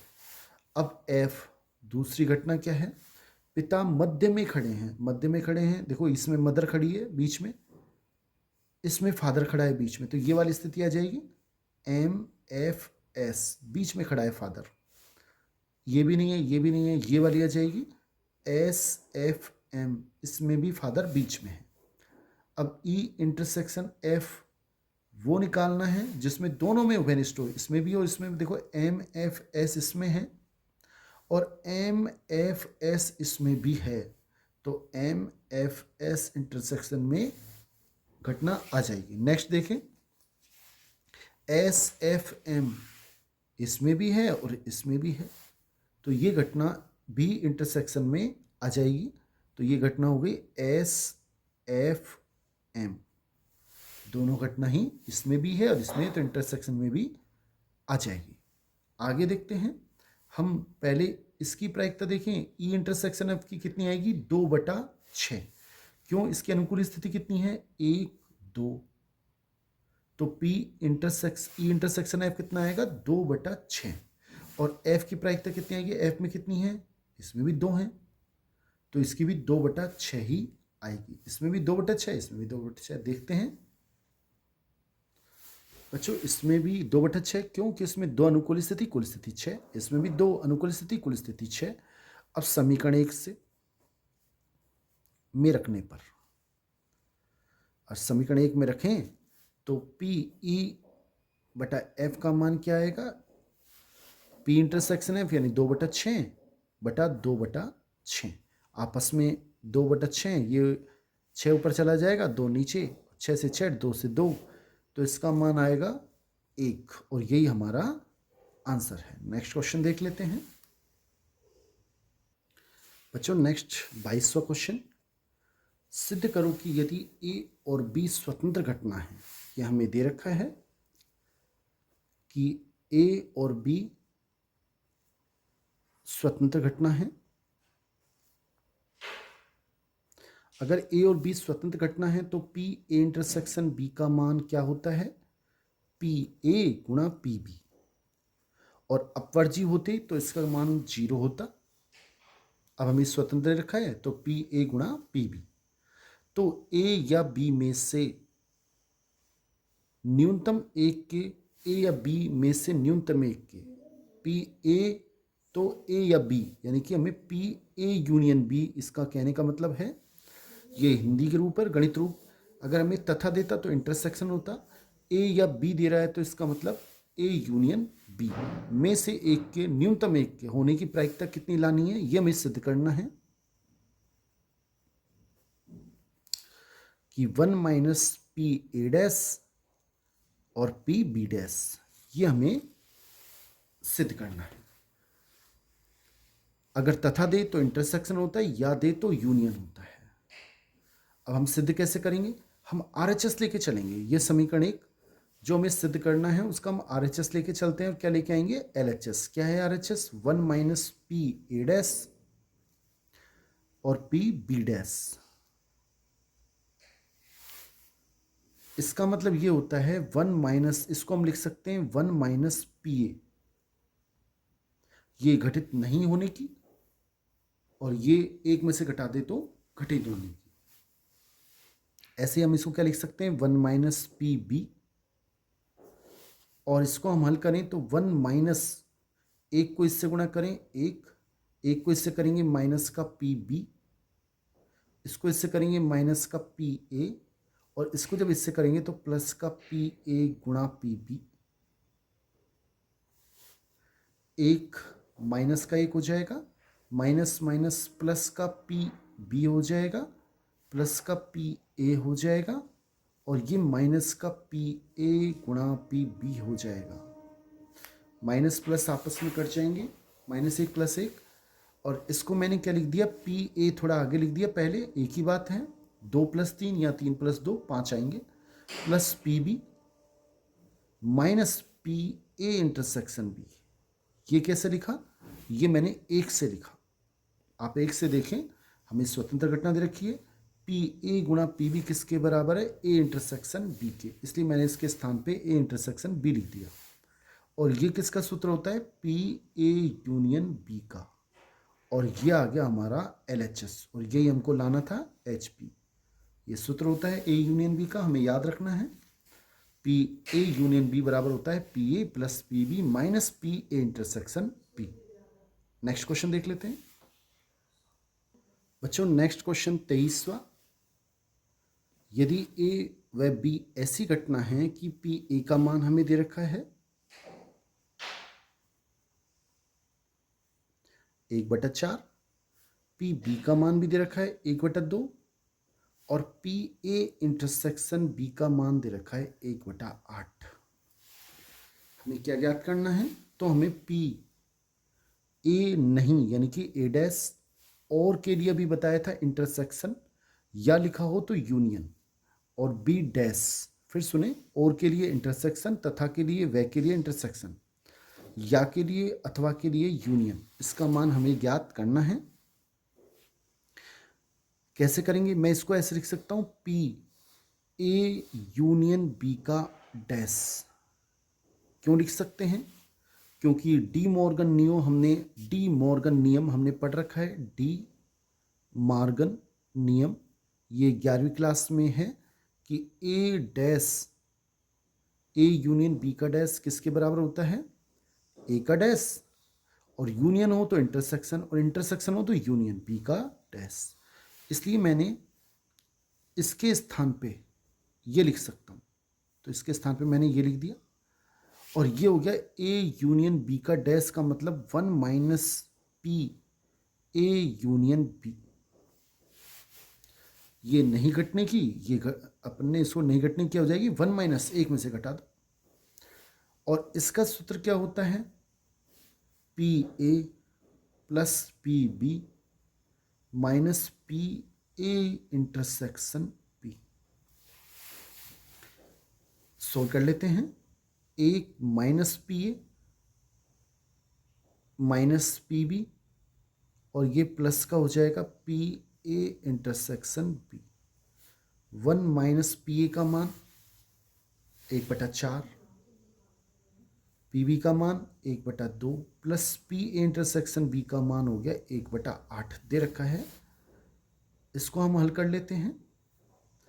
हम क्या करते हैं, पूरे एक साथ 8 लघुत्तम ले लेते हैं। 8 लघुत्तम लेंगे, क्या आएगा? यहाँ पर 8 आएगा, -2 आएगा, -4 आएगा, प्लस का 1 आएगा। 8 और 1 9, 9 में से 6 गई तो 3, तो 3/8 हमारा सही आंसर है।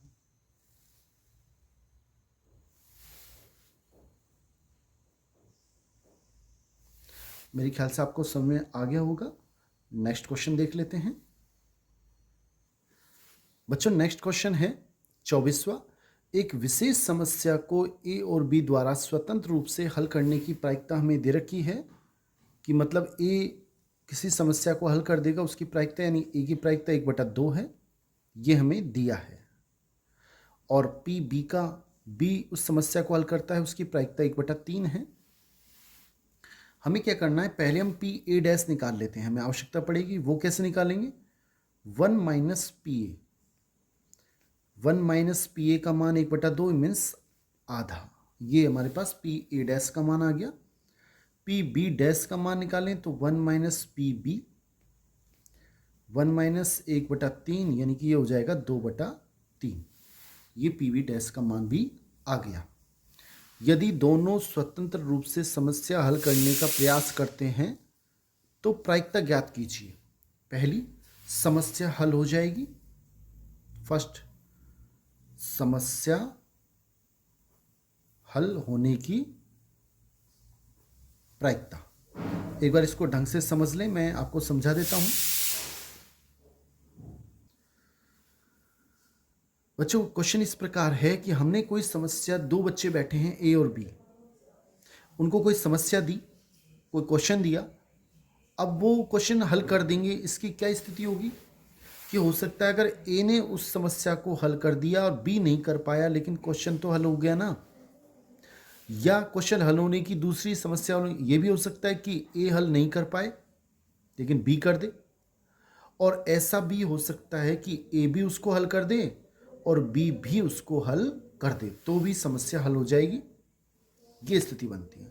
अब इनका हम मान रख देते हैं। पी ए का मान 1/2 गुणा पी बी डैश का मान 2/3 प्लस पी ए डैश का मान 1/2 गुणा 1/3,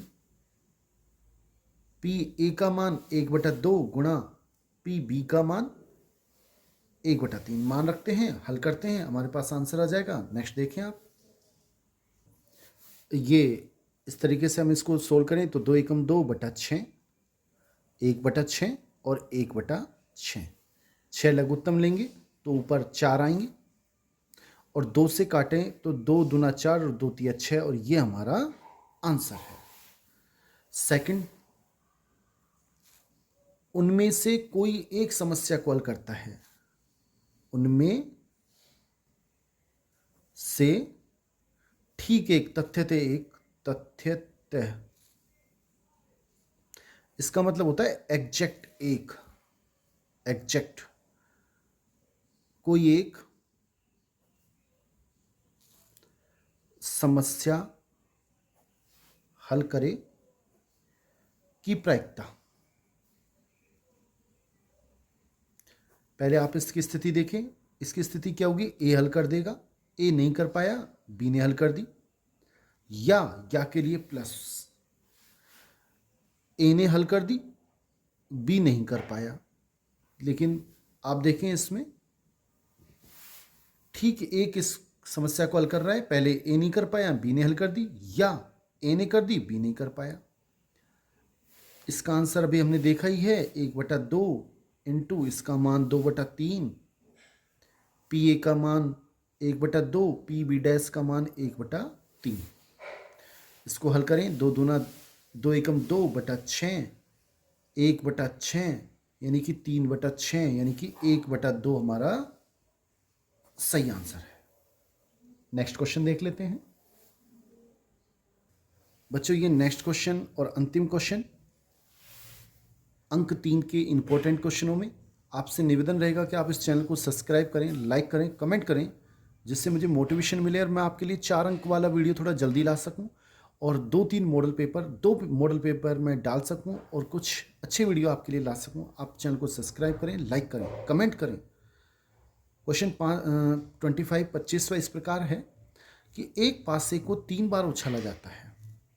अगर एक पासे को अपन 3 बार उछालें तो पहले कुल स्थिति क्या होगी? देखो बच्चों, आप इसको ऐसे समझें कि एक पासे को 3 बार उछाल रहे हैं तो पहले एक पासे को हम एक बार उछालते हैं। पूछ क्या रहा है कि कम से कम एक बार विषम संख्या प्राप्त होने की प्रायिकता हमसे पूछ रहा है कि कम से कम एक बार विषम संख्या आनी चाहिए। हम क्या करते हैं, एक बार भी विषम संख्या नहीं आए, एक बार भी नहीं आए तो क्या आनी चाहिए? सम संख्या। सम संख्या, तीनों बार सम संख्या आने की प्रायिकता निकाल लेते हैं, उसको हमें एक में से घटा देंगे। फिर समझ लें, एक पासे को हमने 3 बार उछाला, कम से कम एक बार विषम संख्या आने की प्रायिकता। हम वो स्थिति निकालेंगे इसके अपोजिट कि एक बार भी विषम संख्या नहीं आए, मतलब तीनों बार सम संख्या आए। अब एक पासे को हम एक बार उछालते हैं, कुल स्थिति कितनी होती है? एक पासे को एक बार उछालें तब सम संख्या आने की प्रायिकता क्या होती है?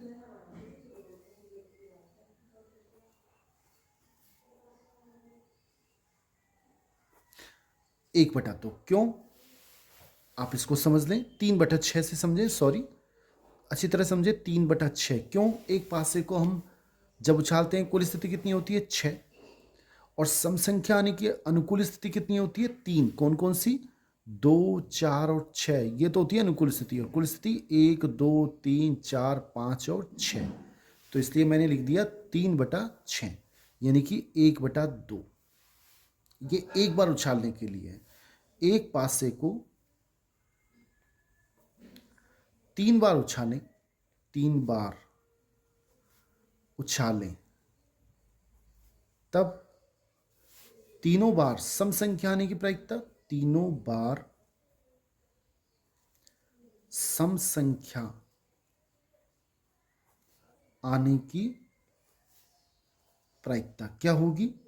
पहली बार भी सम संख्या है 1/2, दूसरी बार भी सम संख्या है 1/2, तीसरी बार भी सम संख्या आ जाए 1/2, यानी कि 1/8 हमारी प्रायिकता होगी। अब हमसे पूछ क्या रहा है? कम से कम एक बार विषम संख्या यानी सम एक बार भी नहीं आए। कम से कम एक बार विषम संख्या आने की प्रायिकता। इसका मतलब ये कहना चाह रहा है कि विषम संख्या कम से कम एक बार आए, इसका मतलब सम संख्या एक बार भी नहीं आए, यानी कि इसको हम एक में से घटाएंगे तो आंसर आ जाएगा 8। लघुत्तम लेंगे, 8 यहाँ जाएगा, 8 - 1 यानी कि 7/8 हमारा सही आंसर है। बहुत बहुत धन्यवाद बच्चों। ये हमारा 3 अंक के सबसे अच्छे इंपॉर्टेंट क्वेश्चन खत्म हुए। आपसे निवेदन रहेगा चैनल को सब्सक्राइब करें, लाइक करें, अधिक से अधिक कमेंट करें। थैंक्स।